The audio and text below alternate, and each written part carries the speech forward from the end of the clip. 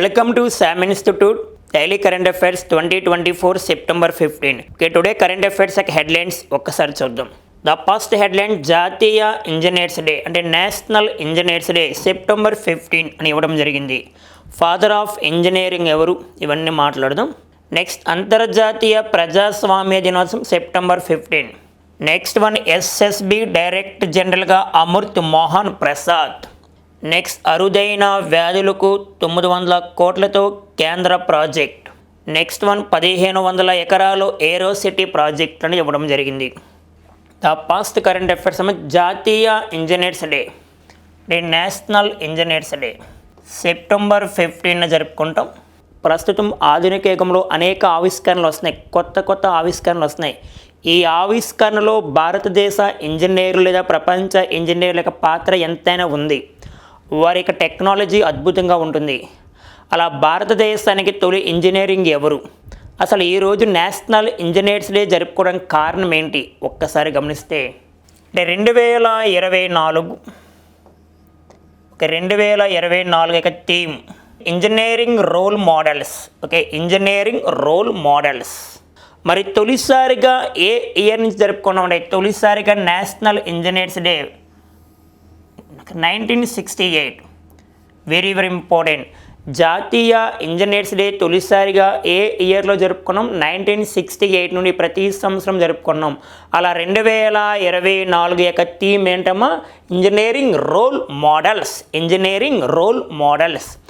మరి జాతీయ engineers day ఎవరి పేరు మీదుగా జరుపుకుంటున్నాం అంటే మోక్షగుండం విశ్వేశ్వరయ్య. ఇక్కడ కనిపిస్తుంది కదా ఇమేజ్.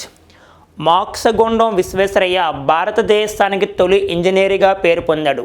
తొలి engineer, India past engineering Mokshagundam Visvesvaraya. మరి మోక్షగుండం విశ్వేశ్వరయ్య బర్త్డే 1861 సెప్టెంబర్ 15. ఎక్కడ జన్మించారమ్మా, ముద్దనేహల్లి. ఎక్కడంటే కర్ణాటకలో ఉంది, కర్ణాటక. మరి ఆయన పుట్టినరోజు సందర్భంగా ప్రతి సంవత్సరం సెప్టెంబర్ 15 జరుపుకుంటున్నాం. ఫాదర్ ఆఫ్ ఇండియన్ ఇంజనీరింగ్గా పిలుస్తారు. మరి భారతదేశ పంచవర్ష ప్రణాళిక పితామహుడు కూడా ఈయనే, father of Indian planning commission. భారతదేశ పంచవర్ష ప్రణాళిక పితామహుడిగా పిలుస్తారు. మరి ఈయన రాసిన famous book A planned account for India, A planned economy for India. Mokshagunda Visvesvaraya అంటే ఒక భారతదేశ ఇంజనీరింగ్ రంగంలోనే కాదమ్మా, విద్యా అభివృద్ధిలో కూడా, ఎడ్యుకేషన్లో కూడా ఎంతో పాత్ర వహించారు ఈయన.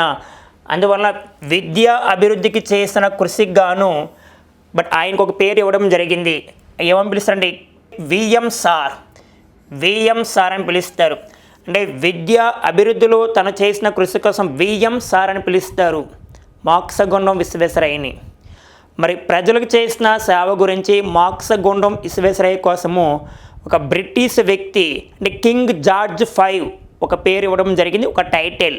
Okay, knight commander of the order of Indian empire అని ఎవరు పిలుస్తారంటే కింగ్ జార్జ్ 5 పిలుస్తారు. ఎవరిని, మోక్షగుండం విశ్వేశ్వరయ్యని knight commander of the order of Indian empire అని ఎవరిని పిలుస్తారు, Mokshagundam Visvesvaraya.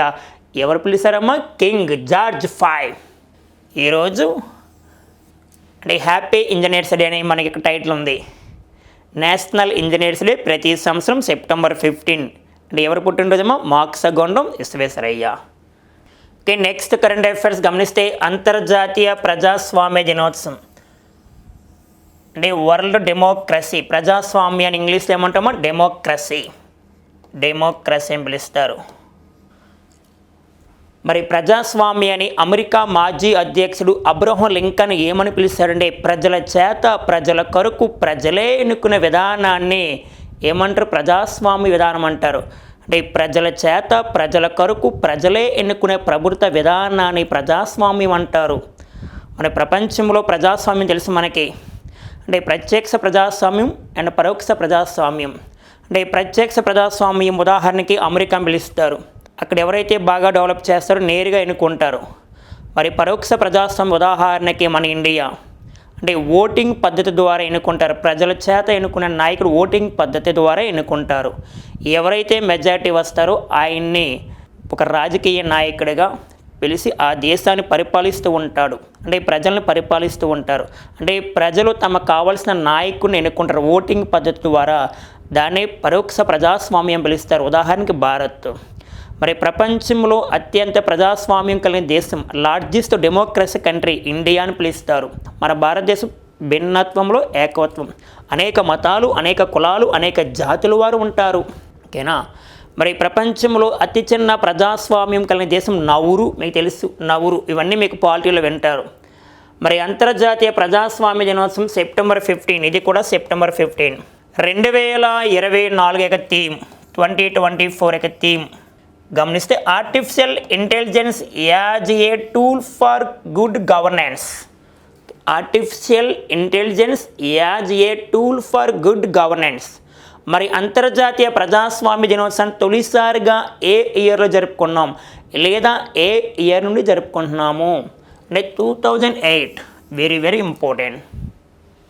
Next current affairs గమనిస్తే ఎస్ఎస్బి డైరెక్టర్ జనరల్గా ఎవరు వచ్చారంటే అమృత్ మోహన్ ప్రసాద్. ఎస్ఎస్సి అంటే Sashastra Seema bull. Sashastra Seema bull. Sashastra Seema bull అంటే నేపాల్, భూటాన్ దేశాల సరిహద్దు వెంబడి మోహరించిన సరిహద్దు రక్షణ దళం. నేపాల్, భూటాన్ సరిహద్దులో మన ఇండియన్ యొక్క రక్షణ దళం ఉంటుందమ్మా. అంటే సరిహద్దుల బార్డర్లో ఉండడం జరుగుతుంది. దాన్ని సశస్త్ర సీమా బుల్ అంటే కేంద్ర హోంశాఖ ఆధ్వర్యంలో పనిచేస్తుంది. ఓకేనా. కేంద్ర హోంశాఖ ఆధ్వర్యంలో పనిచేస్తుంది. మరి ఎస్ఎస్బి డైరెక్టర్ జనరల్గా ఎవరు వచ్చారో అమృత్ మోహన్ ప్రసాద్. అమృత్ మోహన్ ప్రసాద్ ఎవరంటే ఈయన 1989 ఐపీఎస్ అధికారి. అంటే ఒడిశా క్యాటరీనా, ఒడిశా రాష్ట్రానికి ఒడిశా క్యాటర్గా పనిచేస్తారు, గుర్తుపెట్టుకోవాలి. 1989 ఐపీఎస్ అధికారి, Odisha cadre. Very very important. ఓకేనా. మరి ఇక్కడ గమనిస్తే ఎస్ఎస్బి అంటే సశస్త్ర సీమా బుల్ ఎస్టాబ్లిష్డ్ బై 1963, 1963లో ఏర్పాటైంది. దీని యొక్క హెడ్ క్వార్టర్, ప్రధాన కార్యాలయము న్యూఢిల్లీ. మరి నెక్స్ట్ అమృత్ మోహన్ ప్రసాద్ అండ్ సిఆర్పిఎఫ్లో పనిచేసేవారు. గతంలో సిఆర్పిఎఫ్లో ఒక అధికారిగా పనిచేసేవారు గతంలో. సిఆర్పిఎఫ్ అంటే సెంట్రల్ రిజర్వ్ పోలీస్ ఫోర్స్. మరి ప్రస్తుతం CRPF director general Anil Dayal Singh. CRPF director జనరల్గా పనిచేస్తుంది ఎవరంటే next Anil Dayal Singh. Next one CISF. Central industrial security force. Central industrial security ఫోర్స్కి ఎవరు పనిచేస్తున్నారు ప్రజెంట్ హెడ్ అంటే రాజ్వేంద్ర సింగ్ భట్టి. గతంలో నేనా సింగ్ పనిచేసేవారు. సిఐఎస్ఎఫ్కి తొలి మహిళా డీజీగా నేనా సింగ్. ఇవన్నీ లింకప్ చేసుకోవాలి. సరిహద్దు దళాలు ఇవన్నీ చూడాలి, చాలా చాలా ఇంపార్టెంట్. అలాగే బిఎస్ఎఫ్ అంటాం. బిఎస్ఎఫ్ బార్డర్ సెక్యూరిటీ ఫోర్స్ డీజీగా ఎవరు పనిచేస్తారంటే దళిజిత్ సింగ్ చౌదరి. బిఎస్ఎఫ్ ఎప్పుడు ఏర్పాటైందంటే 1965. సిఐఎస్ఎఫ్ అయితే 1969 అని గుర్తుపెట్టుకోవాలి. అలాగే సిబిఐ అంటే సెంట్రల్ బ్యూరో ఆఫ్ ఇన్వెస్టిగేషన్ 1963లో ఏర్పాటైంది. దీని ప్రజెంట్ హెడ్ ప్రవీణ్ సూడ్. ఇవన్నీ డిఫెన్స్ పరంగా మీకు చాలా ప్లస్ అవుతాయి. డిఫెన్స్ పరంగా వార్తలో ఉన్న వ్యక్తులు చాలా చాలా ఇంపార్టెంట్. అలాగే ఆర్మీ గురించి, ఎయిర్ ఫోర్స్ గురించి, నేవీ గురించి గుర్తుపెట్టుకోవాలి. అంటే army day Jan 15. Present army chief ఎవరమ్మా ఉపేంద్ర ద్వివేది. మరి ప్రజెంట్ ఎయిర్ ఫోర్స్ డే ఎప్పుడు జరుపుకుంటామా October 8. మరి ప్రజెంట్ ఎయిర్ ఫోర్స్ యొక్క అధికారి ఎవరండి వివేక్ రామ్ చౌదరి. మరి ఇండియన్ నేవీ డే ఎప్పుడు జరుపుకుంటాం December 4. Present Indian navy chief Dinesh Kumar Tripathi. Army air force నేవీని ఏమని పిలుస్తాం CDS. Present CDS Anil Chauhan. గమనించాలి SSB, CRPF, CISF, BSF, CBI ఇవన్నీ మిలిటరీ ఆర్మీ పరంగా, డిఫెన్స్ పరంగా చాలా చాలా ప్లస్ అవుతాయి. ఓకేనా. Okay, next current affairs. అరుదైన వ్యాధులకు 900 కోట్లతో కేంద్ర ప్రాజెక్ట్. ఓకే, అరుదైన వ్యాధులకు, రేర్ డిసీజెస్, ఈ వ్యాధులు చాలా అరుదుగా వస్తుంటాయి ప్రజలకి. అలాంటి వ్యాధులకి 900 కోట్లతో కేంద్రం ఒక ప్రాజెక్ట్ని ఏర్పాటు చేయనున్నది. ఒకసారి దాంట్లోని ఇంపార్టెన్స్ గమనిద్దాం. నెక్స్ట్, అరుదైన వ్యాధులతో బాధపడే వారికి ఉచితంగా ఔషధాలను అందించేందుకు కేంద్ర ప్రభుత్వము వచ్చిందమ్మా. ఎన్ని రకాల వ్యాధులు? చాలా చాలా ఇంపార్టెంట్, 13 రకాల వ్యాధులకు. మరి భారతదేశ వ్యాప్తంగా అరుదైన వ్యాధులతో, రేర్ డిసీజెస్తో ఎంతమంది ఉన్నారు అంటే మనకి సుమారుగా భారతదేశంలో 144 కోట్ల జనాభా ఉంటే దాంట్లో 19 కోట్ల వరకు 19 కోట్ల వరకు అరుదైన వ్యాధులతో ఉన్నారంట. అంటే కేంద్ర ఆరోగ్య శాఖ వారు అంచనా వేశారు. కేంద్ర ఆరోగ్య శాఖ వారు అంచనా వేశారు. ప్రస్తుతం కేంద్ర ఆరోగ్య శాఖ మంత్రిగా జేపీ నడ్డా, జయప్రకాష్ నడ్డా పనిచేస్తున్నారు. మరి గతంలో అరుదైన వ్యాధులు వచ్చిన వారికి కేంద్ర ప్రభుత్వం అంటే వారి అకౌంట్లో కొంత మనీ జమ చేసేది. అంటే ఆ మనీతో వారు పేద మధ్యతరగతి కుటుంబాలు వారు ఏం చేసేవారంటే మందులు కొనుక్కునేవారు, మందులు తీసుకునేవారు. ఇప్పుడు మందులు అంటే డబ్బుకు బదులుగా అంటే గవర్నమెంట్ ఆఫ్ ఇండియా డైరెక్ట్గా మందులు ఇవ్వడానికి ఒక ప్రాజెక్ట్ని ఏర్పాటు చేసింది. దీంట్లో ఉన్న మెయిన్ పాయింట్ అదమ్మా. రోగుల చేత అందించడానికి వారి ఖాతాలకు 50 లక్షల వరకు నగదు బదిలీ చేయగా, అంటే గతంలో పేషెంట్లు ఉంటారు కదా, దాదాపు కేంద్ర ప్రభుత్వం 50 లక్షల వరకు నగదు జమ చేసింది అందరికీ కలిపి. మరి ప్రస్తుతం ఖరీదైన ఔషధాలను అందుబాటులోకి తీసుకురావడమే దీని ముఖ్య ఉద్దేశం, ఈ ప్రాజెక్టు ముఖ్య ఉద్దేశం. ఇక్కడ గమనిస్తే అరుదైన వ్యాధులు మొత్తం 13 రకాలు ఉన్నాయి కదా, దాంట్లో కొన్ని ఇక్కడ మెన్షన్ చేశారమ్మా ఈనాడు పేపర్లో, చాలా చాలా ఇంపార్టెంట్. ఓకే, దాంట్లో Gaucher diseases. Okay, Gaucher disease అనేది ఒక్కసారి చూడమ్మా. జన్యుపరమైన లోపాలతో కాలేయం, ప్లేహం వంటి ప్రాంతాలలో కొవ్వు పేరుకుపోయి అవయవాల పనితీరుపై ప్రతికూల ప్రభావం, అనుకూల ప్రభావం చూపించదు. ప్రతికూల ప్రభావం అంటే పేషెంట్ చాలా డల్గా ఉంటాడు, కానీ ప్రస్తుతం ఖరీదైన ఔషధాలను అందుబాటులో తీసుకురావడం.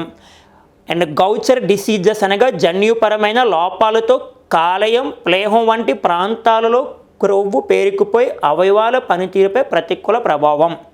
మరొక వ్యాధి డుస్సెన్. ఓకే, డుస్సెన్ కండరాల బలహీనత, సిస్టిక్ ఫైబ్రోసిస్ అనగా ఏంటి అంటే జన్యు మ్యూటేషన్ కారణంగా ఊపిరితిత్తుల క్లోమం, ఇతర అవయవాలు దెబ్బతినడం. ఓకే, వెన్నుముక కండరాలు క్షీణత వంటి 13 రకాల వ్యాధులకు. ఓకే, డుచెన్ కండరాల బలహీనత, సిస్టిక్ ఫైబ్రోసిస్ అనగా జన్యువుల మ్యూటేషన్ కారణంగా ఊపిరితిత్తుల క్లోమం, ఇతర అవయవాలు దెబ్బతినడం. వెన్నుముక కండరాలు క్షీణత వంటి 13 రకాల వ్యాధులకు. చాలా చాలా ఇంపార్టెంట్. ఇది 900 కోట్లతో కేంద్ర ఆరోగ్య శాఖ వారు ఏర్పాటు చేయనున్నారు. ఈసారి గ్యారెంటీగా పోటీ పరీక్షలో డిసీజెస్ అంటే వ్యాధులు మరియు వ్యాధులకు కావాల్సిన వ్యాక్సిన్ గురించి పోటీ పరీక్షలో 1 or 2 మార్క్స్ గ్యారెంటీగా వస్తే ఇవి లేకుండా ప్రశ్నపత్రం తయారవ్వదు.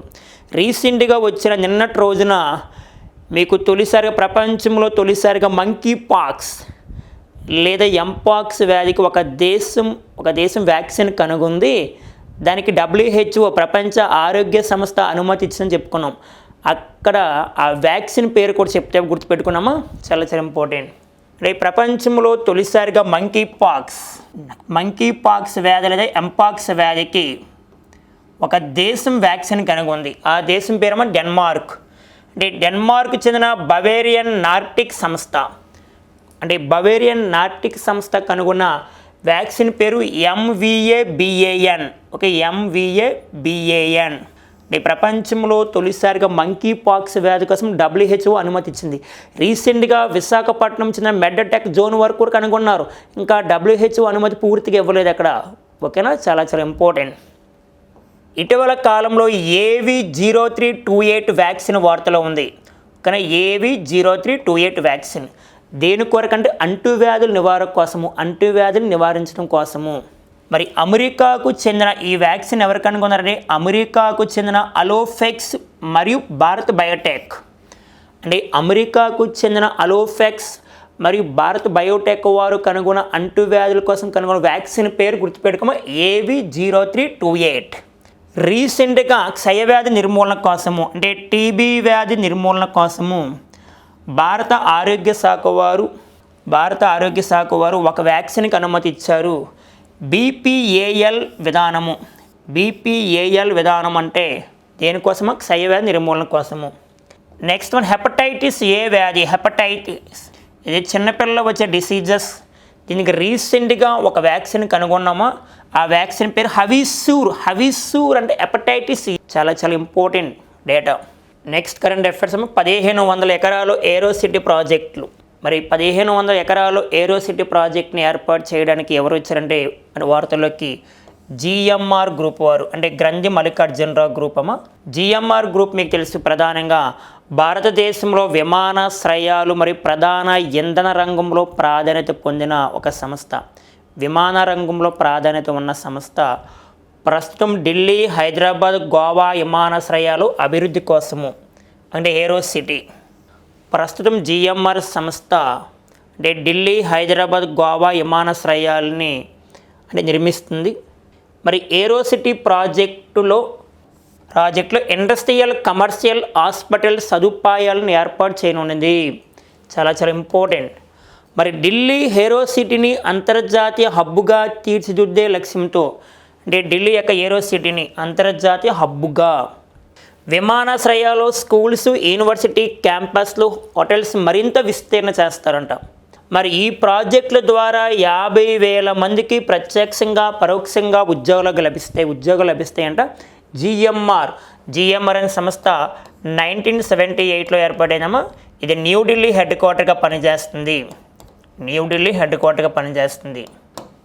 మరి ఏరోసిటీ ప్రాజెక్టులు అంటే ప్రధాన ఉద్దేశము ఆ చుట్టూ ఉన్న అంటే ప్రజలకు అందుబాటులో ఉన్న వస్తువులు లేదా ఇండస్ట్రియల్ని ఏర్పాటు చేసి అంటే ప్రజలను భాగస్వామ్యం చేయడమే దీని ముఖ్య ఉద్దేశము. సింపుల్గా చెప్పాలి ఈజ్ ఆఫ్ డూయింగ్ బిజినెస్ అంటే ప్రజలకు కావాల్సిన మౌలిక వసతులు అంటే దాని చుట్టూ ఏర్పాటు చేయడం దీని ముఖ్య ఉద్దేశం. 1500 ఎకరాలు ఏరోసిటీ ప్రాజెక్టు నిర్మించడానికి ఎవరు వచ్చారో వార్తలోకి జిఎంఆర్. వీళ్ళు మెయిన్గా విమాన రంగానికి ప్రాధాన్యత ఇస్తారు. రీసెంట్గా మనకి కేంద్ర విమాన శాఖ మంత్రి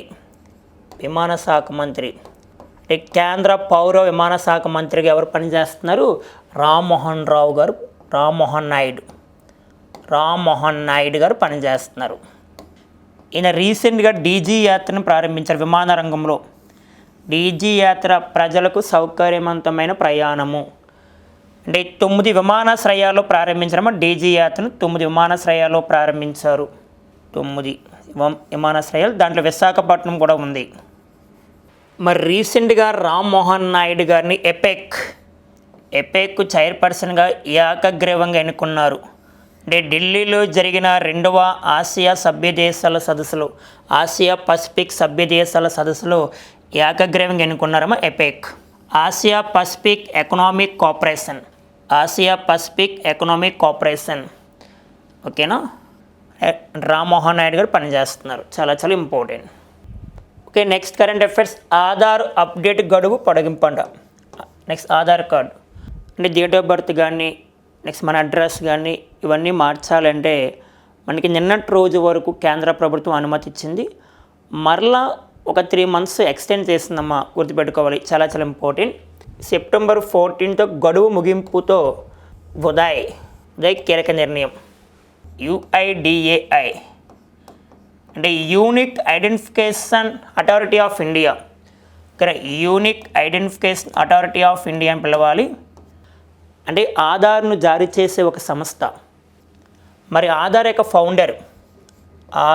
ఫౌండర్ ఎవరమ్మా అంటే ఆధార్ వ్యవస్థాపకుడు గమనిస్తే నందిని నిలేకని ఎవరంటే ఇన్ఫోసిస్ వ్యవస్థాపకుడు. మరి మరో 3 నెలలు గడువు పొడిగింపు డిసెంబర్ 14 వరకు. అంటే మరో ఒక 3 months గడువు ఇచ్చారమ్మా, అంటే డిసెంబర్ 14 వరకు. నెక్స్ట్ ఆధార్ కార్డులోని వివరాలను ఉచితంగా అప్డేట్ చేసుకునే విధానం కేంద్ర ప్రభుత్వం మరోసారి పొడిగించింది. అంటే సెంట్రల్ గవర్నమెంట్. మరి ఉచిత సేవలు మై ఆధార్ పోర్టల్ ద్వారా లభిస్తాయి. ఉచిత సేవలు. ఒకవేళ మరొక అవకాశం కూడా ఉందమ్మా. డిసెంబర్ 14 తర్వాత ఎవరైనా అప్డేట్ చేసుకుంటే 50 రూపీస్ చెల్లించాలి. 50 రూపీస్ ఇవ్వాలి. ప్రజెంట్ అయితే ఉచితంగా అందిస్తున్నారని గుర్తుపెట్టుకోవాలి. చాలా ఇంపార్టెంట్. అయితే ఇక్కడ గమనించాలి, ఆధార్ని జారీ చేసే ఒక సంస్థ ఉదయ్. ఆధార్ యొక్క ఫౌండర్ ఎవరంటే నందిని నిలేకని. మరి ఆధార్ యొక్క టోల్ ఫ్రీ నెంబరు 1947 అనేది మనం గుర్తుపెట్టుకోవాలి. ఆధార్ యొక్క మా డిజిట్స్ ఎన్ని ఉంటాయి? 12 అమ్మా. మరి టోల్ ఫ్రీ నెంబర్ మనకి ఇంపార్టెంట్. స్వచ్ఛ భారత్ యొక్క toll free number Swachh Bharat యొక్క టోల్ ఫ్రీ నెంబర్ 1969. రీసెంట్గా కేంద్ర ప్రభుత్వం మహిళా రక్షణ కోసం 181 టోల్ ఫ్రీ 181 అనే టోల్ ఫ్రీ నెంబర్ ప్రారంభించింది కేంద్ర ప్రభుత్వం. దేనికోసం? మహిళా రక్షణ కోసం.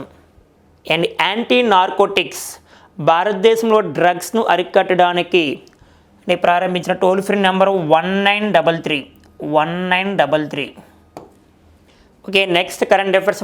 కాంగోలో 37 మందికి మరణశిక్ష.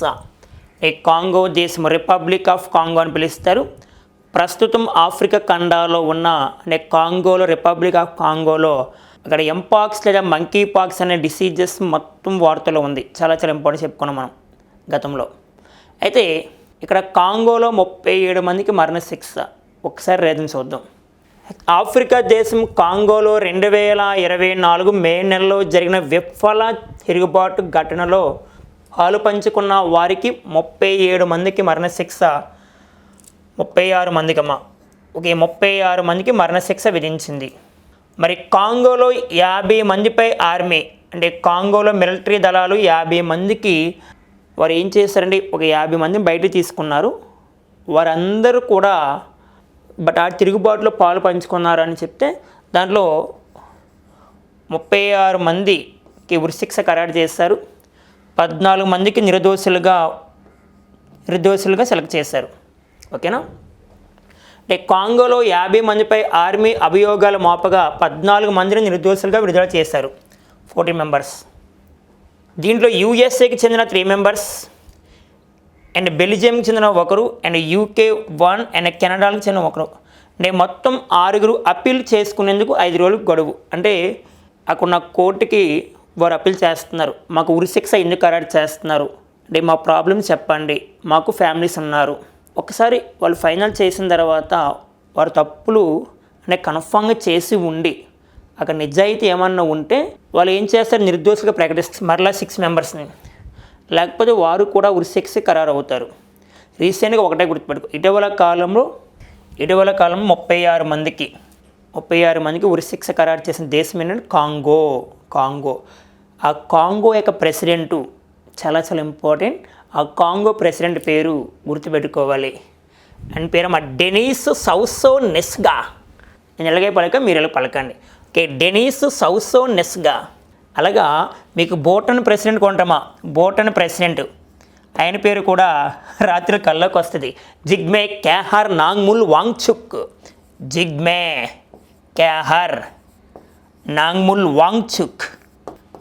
కొన్ని ప్రెసిడెంట్ పేర్లు గుర్తుపెట్టుకోవాలి. భూటాన్ అయితే జిగ్మే క్యాహర్ నాంగ్ముల్ వాంగ్చుక్. జపాన్ ప్రెసిడెంట్లే జపాన్ ప్రధాని ఫుమియో కిసడా.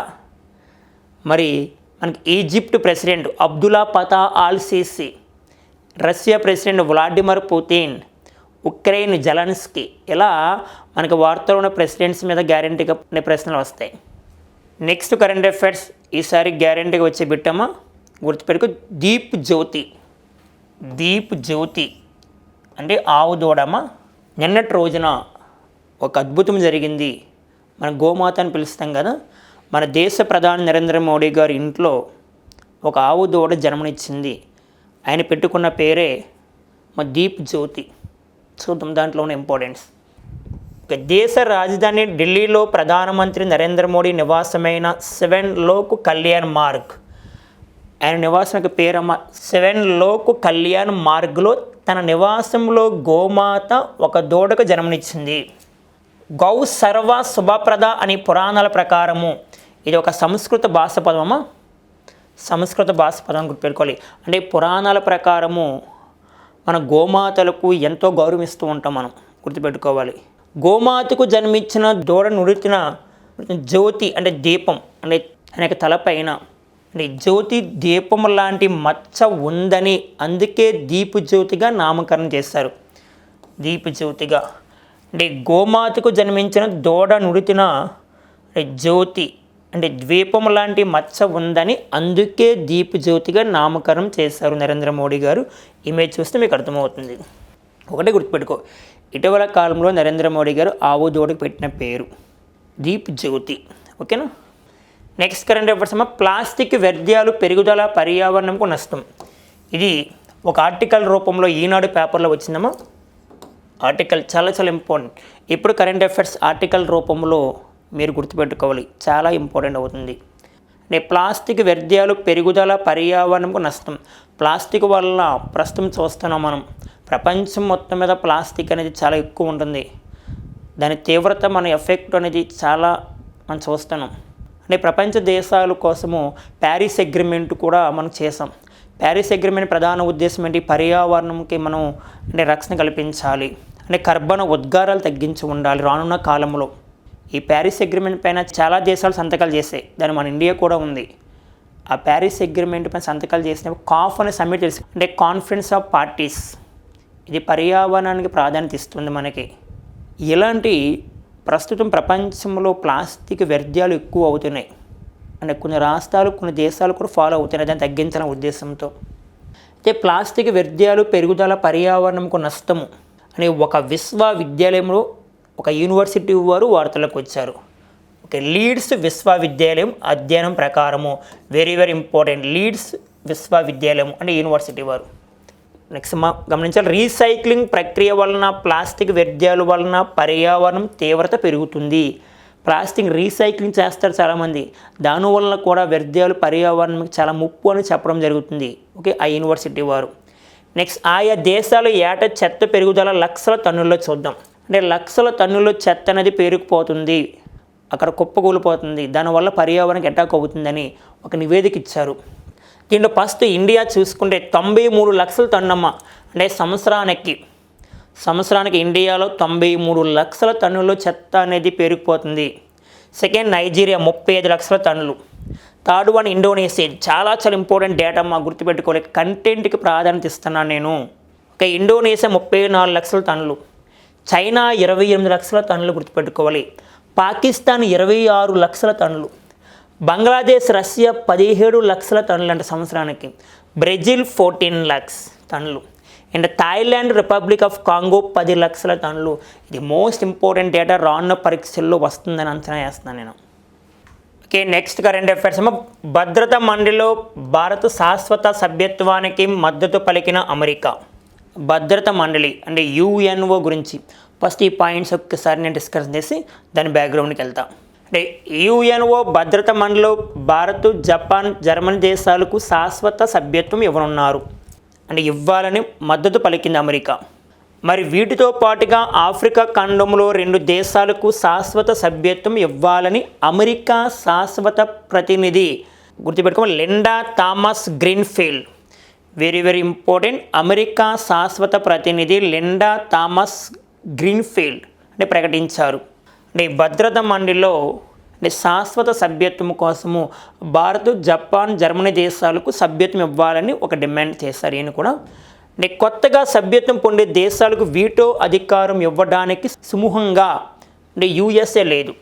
అంటే శాశ్వత సభ్య దేశాలకు వీటో అధికారం ఉంటుంది. వీటో అధికారం గల దేశాలు తప్పనిసరిగా ఆయా దేశాలు ఓటింగ్ వేస్తేనే మరి ఎవరికైనా అనుమతి లేదా ఏదైనా దేశం పైన అంటే యుద్ధం చేయాలన్న వీటో అధికారంలో ఉన్న దేశాలు తప్పనిసరిగా ఆమోదించాలి. ఒక్కసారి దీని బ్యాక్గ్రౌండ్కి వెళ్తే అయితే ఎప్పటి నుంచో భారతదేశానికి వీటో అధికారం ఇవ్వాలని లేదా శాశ్వత సభ్యత్వం ఇవ్వాలని కోరుతున్నాం. యుఎన్ఓ అని పిలుస్తారు మనకి, united nation organisation UNO, united nation organisation. యుఎన్ఓలో ప్రధాన అంగాలు 6 ఉంటాయమ్మా. సాధారణ సభ, భద్రతా మండలి, నెక్స్ట్ ధర్మకర్త మండలి, సాంఘిక ఆర్థిక మండలి, అంతర్జాతీయ న్యాయస్థానం, సచివాలయము. దీంట్లో భద్రతా మండలి ఉంది కదా, ఈ భద్రతా మండలిలో సభ్య దేశాల సంఖ్య 15. ఈ 15లో 10 కంట్రీస్ అమ్మ తాత్కాలిక సభ్య దేశాలు, అంటే నాన్ పర్మనెంట్ కంట్రీస్. 5 ఏమో శాశ్వత సభ్య దేశాలు. ఈ శాశ్వత సభ్య దేశాలు ఏంటి? Next America and China and France and England and Russia. ఈ 5 దేశాలకి వీటో అధికారం ఉంది. ఓకేనా. స్టార్టింగ్ యుఎన్ఓ ఏర్పాటైంది 1945 అక్టోబర్ 24. అప్పటి నుంచి ఈ 5 దేశాలే శాశ్వత సభ్య దేశాలుగా ఉన్నాయి. మరి తాత్కాలిక సభ్య దేశాలు ప్రతి 2 సంవత్సరాలకు ఒకసారి మారుతూ ఉంటాయి. ఎవ్రీ 2 years వన్ టైం మారుతూ ఉంటాయి. ఇప్పుడు భారతదేశానికి మరియు జపాన్, జర్మనీ దేశాలకు శాశ్వత సభ్యత్వం ఇవ్వాలని అనుకుంటున్నారు. మరి మనకి యుఎన్ఓ సాధారణ సభ అంటారు. ఈ సాధారణ సభ యొక్క పదవీ కాలం 1 year. సాధారణ సభలో అధ్యక్షుల యొక్క పదవీ కాలం కూడా 1 year. ఇక్కడ మీరు గమనిస్తే యుఎన్ఓ సాధారణ సభ ప్రతి సంవత్సరం సెప్టెంబర్లో ప్రారంభమవుతుంది.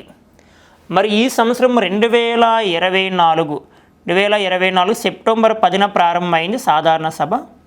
సెప్టెంబర్ 28 వరకు ఉంటుందమ్మా. మరి ఎన్నో సాధారణ సభ అంటే 79 జనరల్ అసెంబ్లీ సెషన్. మరి 79 జనరల్ అసెంబ్లీ సెషన్ ప్రెసిడెంట్గా ఎవరున్నారు గుర్తుపెట్టుకోవాలి, చాలా important. And ఫిలిమాన్ young Cameron UNO 79వ సాధారణ సభ అధ్యక్షుడు. ఎవరమ్మా అంటే ఫిలిమాన్ యాంగ్ కామోరిన్ అని పిలవాలి, కామోరిన్. మరి భారతదేశం నుంచి యుఎన్ఓకు శాశ్వత ప్రతినిధి, the permanent representative in India అంటే పర్వతనేని హరీష్ గారు వచ్చారు రీసెంట్గా. పర్వతనేని హరీష్. మరి యుఎన్ఓ సాధారణ సభలో మహిళా సాధికారత గురించి ఆంధ్రప్రదేశ్ నుండి ఒక మహిళా సర్పంచ్ మాట్లాడడం జరిగింది ఈ ఇయర్లోనే. ఆమె పేరు కునుకు హేమకుమారి. అలాగే యుఎన్ఓలో పర్యావరణ సంస్థకు మన తెలంగాణ నుంచి ఒక వ్యక్తి పనిచేస్తున్నారు. అంటే యుఎన్ఓలో పర్యావరణంకు అధ్యక్షుడుగా అచల్ రెడ్డి యుఎన్ఓలో పర్యావరణ సంస్థకు అధ్యక్ష పనిచేస్తున్నారు. మరి యుఎన్ఓలో శాశ్వత సభ్యత్వం కోసము ఒక 4 దేశాలు ఎప్పటి నుంచో ట్రై చేస్తున్నాయి. వాటినే G4 కంట్రీస్ అని పిలుస్తారు. G4 countries: Brazil, Germany, Japan and India. ఇప్పుడు ఈ 4 దేశాల్లో భారత్, జపాన్, జర్మనీ దేశాలకు శాశ్వత సభ్యత్వం ఇవ్వాలని అమెరికా మద్దతు ఇచ్చింది. చాలా ఇంపార్టెంట్. ఈ సెషన్లో ఈ 3 దేశాలకి శాశ్వత సభ్యత్వం ఇస్తున్నారో లేదో ఫైనల్గా మనకి సెప్టెంబర్ 28వ తారీఖున మొత్తం తెలుస్తుంది. మనకి డేటా అనేది మద్దతు ఇవ్వడం జరిగింది. ప్రస్తుతం యుఎన్ఓ ప్రెసిడెంట్గా లేదా UNO secretary general Antonio Guterres సమక్షంలో జరుగుతుంది 79 general assembly session. Antonio Guterres యుఎన్ఓకి 9th సెక్రటరీ జనరల్. ఇప్పటి వరకు 9 మెంబర్స్ పనిచేశారు. First Trygve Lie, Dag Hammarskjold, U Thant, Kurt Waldheim, Javier Perez de Cuellar, Boutros Ghali, Kofi Annan, Ban Ki Moon, Antonio Guterres. Next current affairs చూద్దాం.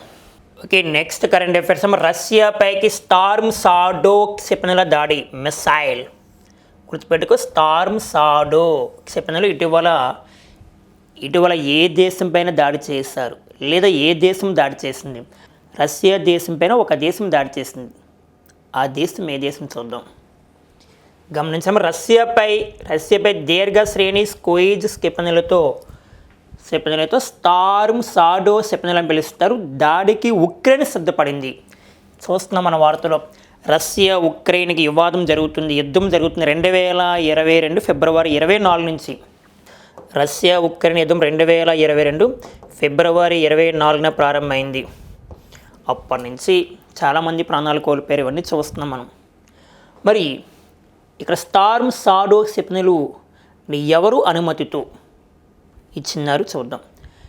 ఇవి ఎవరు develop చేశారు ఇట్లా అంటే యూకే, ఫ్రాన్స్ అంటే యూకే అంటే యునైటెడ్ కింగ్డమ్ అంటే బ్రిటన్, కానీ యూకే, ఫ్రాన్స్ కలిసి అభివృద్ధి చేసిన ఈ క్షిపణులు 500 కిలోమీటర్ల దూరంలో లక్ష్యాలపై దాడి చేయగలవు. ఒక 500 కిలోమీటర్స్ యొక్క దూరాన్ని అంటే శత్రు దేశాల నుంచి కాపాడుకోవచ్చు, లేదా శత్రువులపైన బాంబు దాడి చేయవచ్చు. మరి దీని కొరకు ఉక్రెయిన్ నాటో సభ్యదేశమైన యూకే అనుమతి ఇచ్చింది ఉక్రెయిన్కి ఎవరు అనుమతి ఇచ్చారంటే నాటోలో సభ్యదేశమైన యూకే అనుమతి ఇచ్చింది. NATO Atlantic treaty organisation. ఈ ప్రపంచంలో అతిపెద్ద శక్తివంతమైన ఒక ఆర్గనైజేషన్, ఒక సంస్థ, లేదా ప్రపంచంలో అతి బలమైన ఆర్మీ అని పిలవచ్చు దీన్ని నాటో అనేది 1949 ఏప్రిల్ 4న ఏర్పాటైంది. నాటో స్టార్టింగ్ 12 దేశాలు ఏర్పాటైంది 12 కంట్రీస్. ప్రస్తుతం నాటోలో సభ్య దేశాలు 32. ఓకేనా. నాటోలో 31వ దేశంగా ఫిన్లాండ్ చేరింది. ఫిన్లాండ్ ఎప్పుడు సభ్యత్వం తీసుకుందంటే 2023లో. నాటోలో 32వ సభ్యత్వం తీసుకున్న దేశం స్వీడన్ 2024లో సభ్యత్వం తీసుకుంది. ప్రస్తుతం నాటోలో సభ్య దేశాలు 32. మరి ప్రస్తుతం NATO director general mark రుట్టే Netherland మాజీ ప్రధాని గుర్తుపెట్టుకోవాలి మార్క్ రుట్టే. మరి వార్తల్లో వచ్చిన క్షిపణులు మిసైల్స్ గురించి చాలా ఇంపార్టెంట్. ఓకేనా, గుర్తుపెట్టుకోవాలమ్మా. రీసెంట్గా ఉక్రెయిన్ అమ్మ గ్లైండ్ బాంబులతో దాడి చేసింది. ఏ దేశం పైన? రష్యా పైన. ఈ గ్లైండ్ బాంబులు ఎవరి దేశం తీసుకుంది? యుఎస్ఏ నుండి. అంటే అమెరికా దేశం ఇచ్చిన గ్లైండ్ బాంబులతో ఉక్రెయిన్ దేశం ఏ దేశం పైన అటాక్ చేసింది? రష్యా. అంటే గ్లైండ్ బాంబులు సప్లై చేసింది ఎవరంటే అమెరికా వారు. అండ్ స్టార్మ్ షాడో క్షిపణులు మిసైల్ని అనుమతి ఇచ్చింది ఎవరంటే యూకే మరియు ఫ్రాన్స్. ఎవరు అనుమతి ఇచ్చారంటే యూకే అంటే యునైటెడ్ కింగ్డమ్. రీసెంట్గా మనకి MQ-9B ఒప్పందం, MQ-9B డ్రోన్స్ ఒప్పందం. ఈ ఒప్పందం USA మరియు ఇండియా మధ్య జరిగింది. ఎప్పుడు జరిగింది? 2023లో జరిగింది. మానవరహిత విమానాలు, సింపుల్గా మానవరహిత విమానాలు MQ-9B డ్రోన్స్ అగ్రిమెంట్ ఎవరెవరి మధ్య? USA versus India. ఈ ఒప్పందం ప్రకారం అమెరికా మనకు 31 డ్రోన్స్ నమ్మింది రీసెంట్గా 2024లో. ఈ 31 డ్రోన్స్ అంటే శత్రు దేశాల నుంచి కాపాడుకోవడం కోసము డిఫెన్స్ పరంగా అంటే రక్షణ దళాలకు సంబంధించిన డ్రోన్స్. దీంట్లో ఆర్మీకి సంబంధించిన డ్రోన్స్ 8 అండ్ ఎయిర్ ఫోర్స్ సంబంధించిన డ్రోన్స్ 8, నేవీకి సంబంధించిన డ్రోన్స్ 15, ఇలా 31 డ్రోన్స్. చాలా ఇంపార్టెంట్. ఓకే, ఇది మనకున్న కరెంట్ అఫైర్స్. మీ ఫ్రెండ్స్కి అండ్ ఎవరికైనా షేర్ చేయండి. జీవితంలో ఏదైనా సాధించాలని మీకు ఉన్నప్పుడు దానికోసం రాత్రి పగళ్ళు నిద్ర లేకపోయినా నిద్ర ఉన్నా సరే లక్ష్యాన్ని సాధించాలనుకున్నప్పుడు ఎంత దూరమైనా వెళ్ళండి. Okay, all the best.